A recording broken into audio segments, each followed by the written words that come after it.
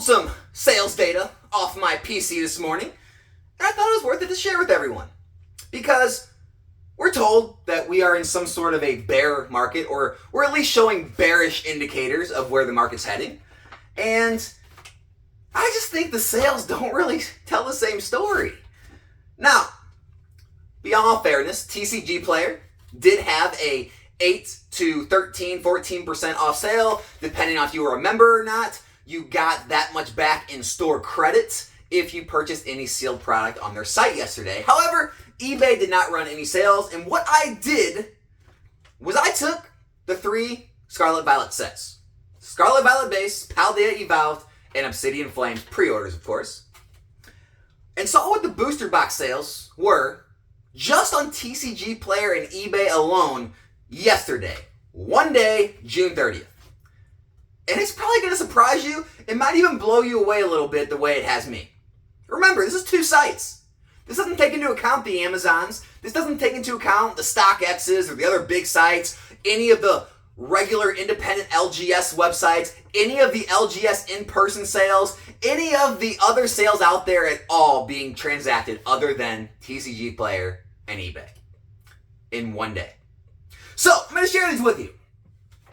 Scarlet Violet base set. 175 total booster boxes sold on TCG Player alone. 73 of those were single boxes at an average price of $102. 17 cases were sold with an average price of $5.95. On eBay, 2 boxes sold. This gives you a grand total of $18,054 in just Scarlet Violet base set. Very lackluster set, as we're told. Paldea Evolved. This is where you want to hold on. You might need to sit down for these numbers. 489 total booster boxes sold on TCG Player alone. 213 were single boxes at $105, and 46 cases sold at $5.93. eBay also sold with no sale 39 total boxes, 27 single boxes, 2 cases. That's over 500 Paldea boxes sold in one day on 2 sites for a grand total of $55,440. Last up, Obsidian Flames. In the wake of 151, we have 137 Obsidian Flame pre-orders yesterday. 131 single boxes, 1 case. The case was $7.88. The single boxes were 121 to 125 on average. 17 total pre-orders took place on eBay. 5 were single boxes, 2 were cases, giving us a grand total of $18,942 pouring into pre-orders on Obsidian Flame booster boxes. So, if you're doing the math in your head, if you're not, no problem, I did it for you.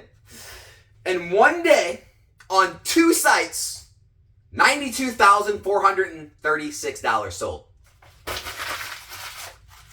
for 3 modern product booster boxes. I don't know about you, that doesn't sound too bearish to me on the Pokemon hobby as a whole, on modern or sealed product as a whole. I get it. I already see the comments coming. I know the numbers are inflated because of the 8% to 14% cash back in store credit on TCG Player. I get that. However, that's the amount of money pouring into this hobby when they feel they see a good deal or a good value. The other thing, I don't know if you noticed about that, the majority of everything sold was single boxes. Whether it be 1, 2, or 3 at a time. They were bought as single boxes. They weren't bought as cases. There were cases that sold, but they were definitely on the lower end. What that tells you is, these are box openers. These are single box collectors, right? Usually when you think of investors, they're buying cases. That wasn't the case. There wasn't as many cases sold. They were the majority of single boxes. And so this tells you the collectors, the pack openers, the people who enjoy the hobby, they're the ones still running the market. Unless everyone's just investing in one single box these days, which I strongly doubt. So, when you look at the negativity going around, when you see, people showing videos of prices dropping or, singles dropping or different parts of the market that aren't doing well, I get it. That's normal for a market. Not everything should go up and not everything should go down. There's always going to be nuance in there. There's always going to be different stages of the market for every product.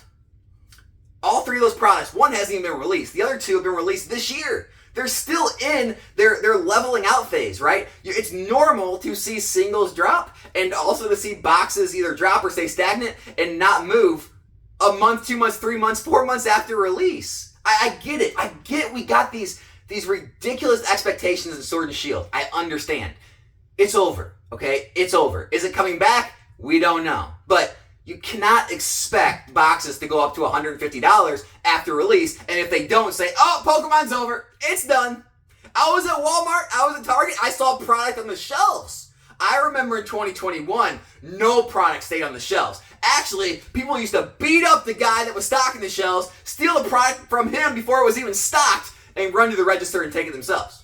And then they would go to the parking lot and rip it all, and then repackage it all and try to return it, right? That was the scalping craze.